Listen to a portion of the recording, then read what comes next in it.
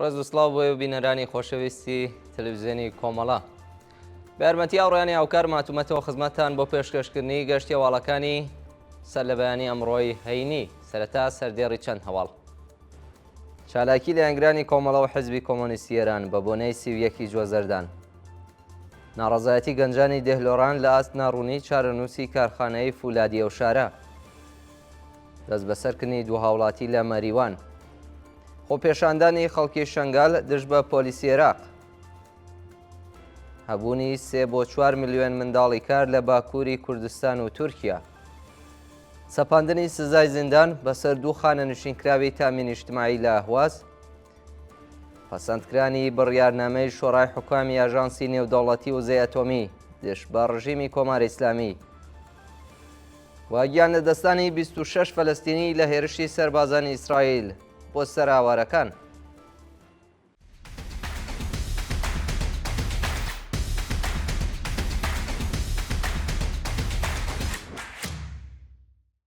چالاکی لە یانگرانی کۆمەڵە و حیزبی کۆمۆنیستی ئێران بە بۆنەی 31 جوێزەردان.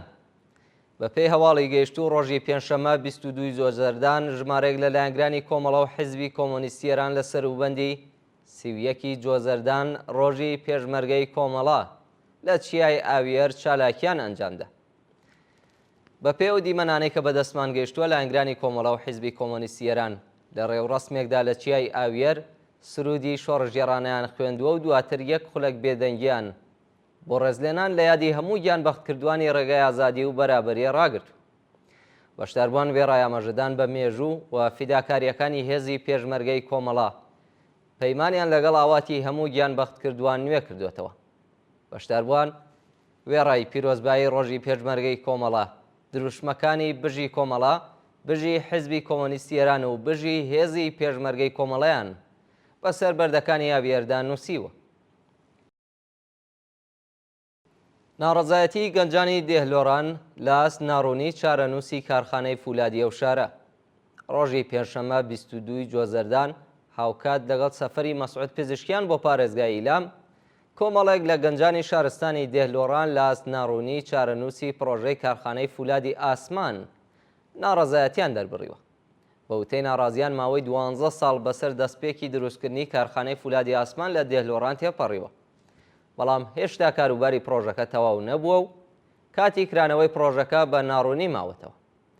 پێشتر بەرپرسانی حکوومەت بەڵێنی ڕەخساندنی هەلی کاریان بە گەنجانی ئەو شارستانەدا بوو، بەڵام دەوڵەتە یەک لە دوای یەکەکانی ڕژیم تەنیا بودجەکانیان دزیوە و هیچ پرۆژەیەکی ئاوەدانکردنەوە لەو شارستانە بە ئەنجام نەگەیوە و تەواو نەکراوە. دەست بەسەرکردنی دوو هاوڵاتی لە مەریوان. ڕۆژی دووشەممە 19 جوێزەردان دوو چالاکی ئاینی خەڵکی مەریوان بە ناوەکانی زانیار ئافتابی و ئاسۆ ئەمینی لەلایەن هێزامنیەکانەوە دەست بەسەر کراون. بە وتەی سەرچاوەکانی هەواڵ هێزەکانی تڵاتی سوپای پاسداران بەبێ بەڵگەی قەزای هێرشیان کردوتە سەرماڵی زانیار ئافتابی و ئاسۆ ئەمینی و وێ ڕایپشکنینی ماڵەکانیان ئەو دوو شارۆمەندەیان بە توند و تیژیەوە دەست بەسەر و بۆ شوێنێکی نادیار گواستۆتەوە. جێگای ئاماژەیە کە لە ماوەی یەک مانگی ڕابردوودا چوار چالاکی ئاینی دیکەی خەڵکی مەریوان بە ناوەکانی زانا کەریمزادە، وریا سەجادی، قانع و عەبدولباست دەست ئەفکەن لەلایەن ناوەندە ئەمنیەتیەکانەوە دەست بەسەر کراون. خۆپێشاندانی خەڵکی شەنگال دژ بە پۆلیسی عێراق.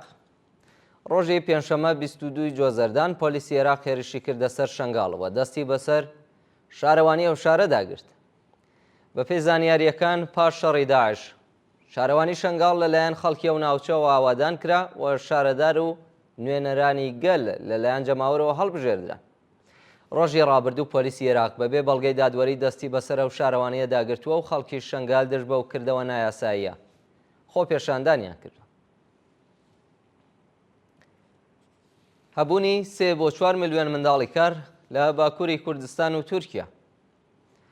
کانونی پارێزەرانی ئامەد هاوکات لەگەڵ 12 ژوئان ڕۆژی بەرەنگاربوونەوە لەگەڵ کاری منداڵان ڕایگەیاندووە کە 3 بۆ 4 ملیۆن منداڵی کار لە باکووری کوردستان و تورکیا بوونیان هەیە و بەهۆی قەیرانی ئابووری ئەو ڕێژەیە بەردەوام ڕوو لە زیادبوونە.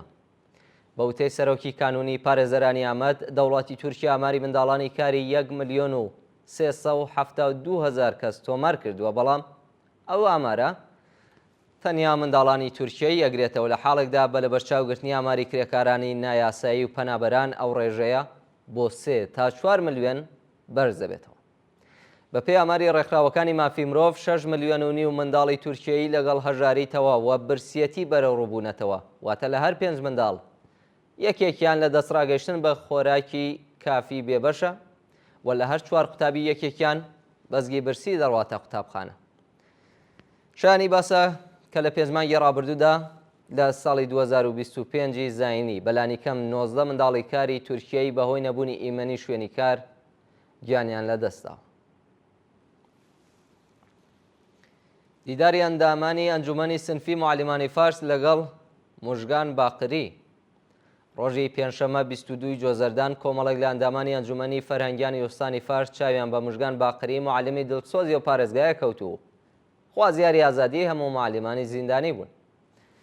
موژگان باقری لە معلمانی دڵسۆزی وستانی فارسەکە بەهۆی چالاکیەکانی بەردەوام لەلایەن ناوەندە ئەمنی و قەزایەکانی ڕژیمەوە بانکێشت و دەست بەسەر کراوە. ناوبراو دەور و نەخشی کاریگەری بۆ بەدواداچوونی مافەکانی ئەو چینە زەحمەتکێشەدا بووە و پاش ئازادی لەلایەن هاوکارەکانیەوە پێشوازی لێکراوە.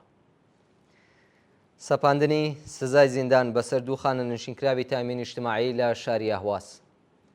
2 چالاکی خانەنشینکراوی خەڵکی ئەهواز بە ناوەکانی محەممەد زەمان کامڕەوە و مراد زەهرابی لەلایەن لەقی 2 دادگای ئینقلابی ئەهوازەوە هەر یەکەو بە 2 ساڵ زیندانی تەعزیری مەحکوم کراون.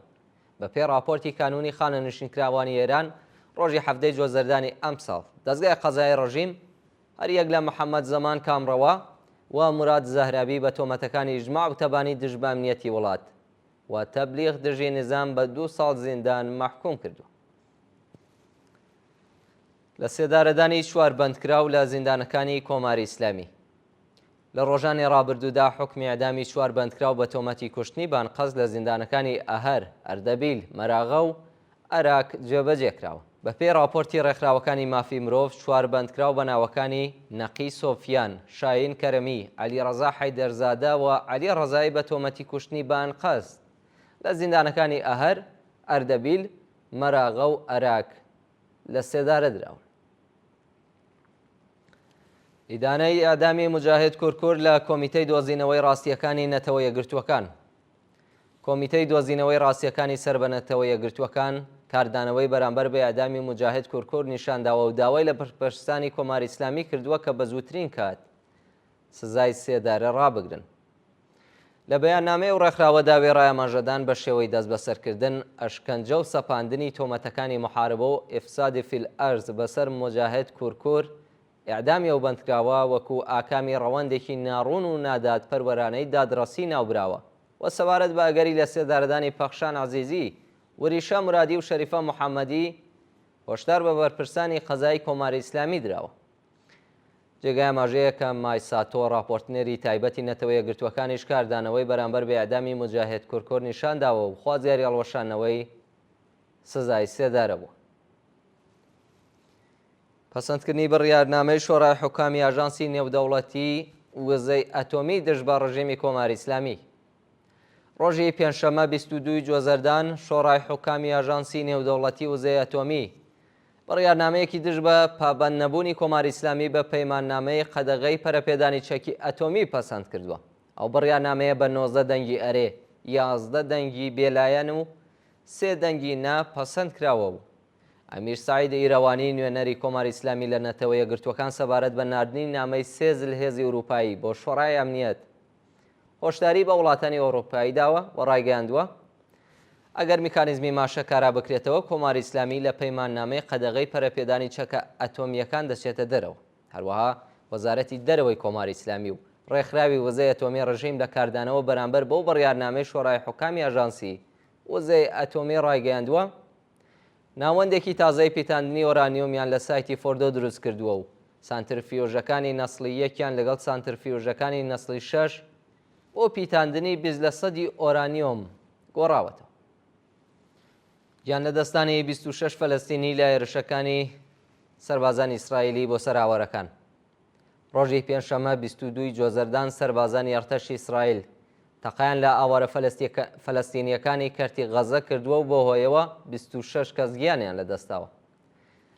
بە پێی ویدیوانەی لە دەستگای هەواڵنێریە لە عەرەبیە بڵاوکراوەتەوە لە کاتی وەرگرتنی یارمەتی مرۆیی سەربازان ئیسرائیلی تەقەیان لاوەڕەکانی غەزە کردووە لە ئەنجامی وێرشەدا 26 کەس گیانیان لەدەستاوە و بەدەیان فەلەستینیش بریندار بوون.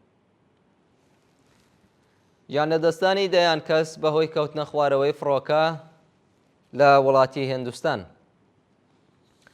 ڕۆژی پێنجشەمە 22 جۆزەردان داکامی کەوتنە خوارەوەی فڕۆکەیەکی مسافربەری لە ئەحمەدابادی هیندستان هەموو سەرنشینەکان گیانیان لەدەستاوە.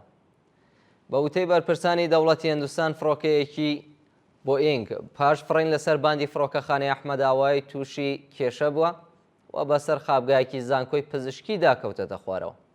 ئەو فڕۆکەیە 242 کەس سەرنشینی هەبووە و 217 کەسیان گەورە ساڵ و 11 کەسیان منداڵ بوون.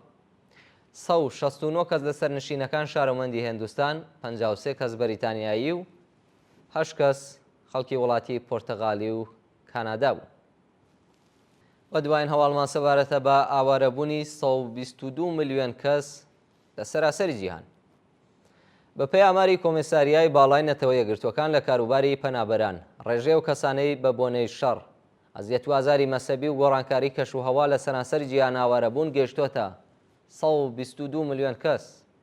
بە پێی ڕاپۆرتە گەورەترین قەینانی پەنابەران لە وڵاتی سوودان تۆمار کراوە و زیاتر لە 13 ملیۆن کەس لە وڵاتە بەهۆی شەڕی ناوخۆیی ئاوارە بوون.